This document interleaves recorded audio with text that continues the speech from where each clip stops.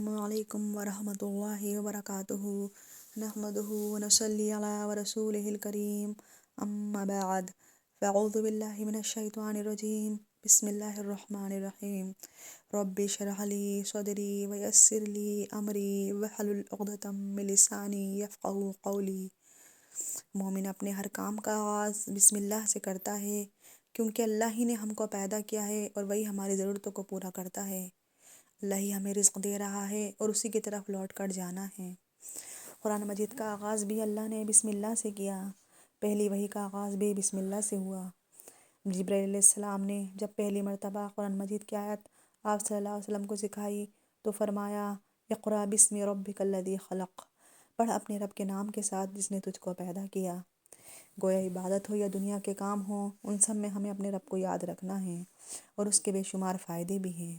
اللہ سبحانہ و تعالیٰ کا نام بابرکت ہے، لہٰذا جب ہم کوئی کام اللہ کے نام سے شروع کرتے ہیں تو ہمارے کاموں میں برکت پیدا ہو جاتی ہے۔ قرآن مجید میں آتا ہے تبارک اسم ربک ذی الجلال والاکرام، بہت بابرکت ہے تیرے رب کا نام جو بہت عظمت والا، اکرام والا ہے۔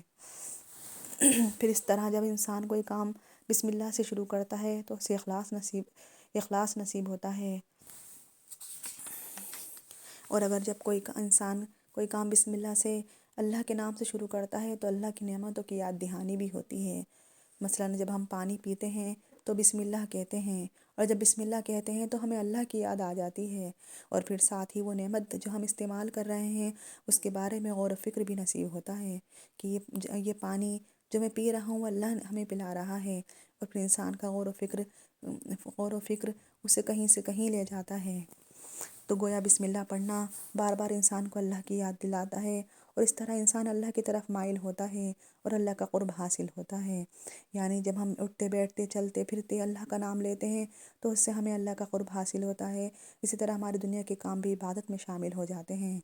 اور پھر ہم دیکھتے ہیں کہ انبیاء کا طریقہ بھی رہا ہے کہ نوح علیہ السلام کے بارے میں آتا ہے کہ جب وہ کشتی میں سوار ہوئے تو انہوں نے دعا پڑھی اور اس کا آغاز بسم اللہ سے کیا، بسم اللہ مجریہا و مرساہا۔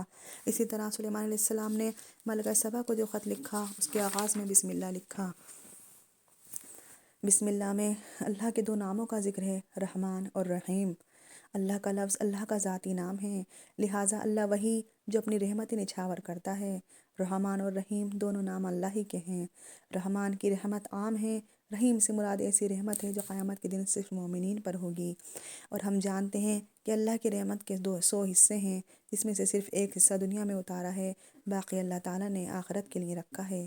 یعنی 99 رحمتیں آخرت کے لیے ہیں جس کی بنا پر وہ بندوں کی بخشش فرمائے گا۔ تو ہمیں ہر کام سے پہلے بسم اللہ پڑھنا چاہیے، کیونکہ اللہ تعالیٰ کا نام لینے والا کامیاب ہوتا ہے، جیسا کہ قرآن مجید میں آتا ہے قد افلح من تزکی وذکر اسم ربہ فصلی، اور صبح شام خاص طور پر اللہ کا نام لینا چاہیے۔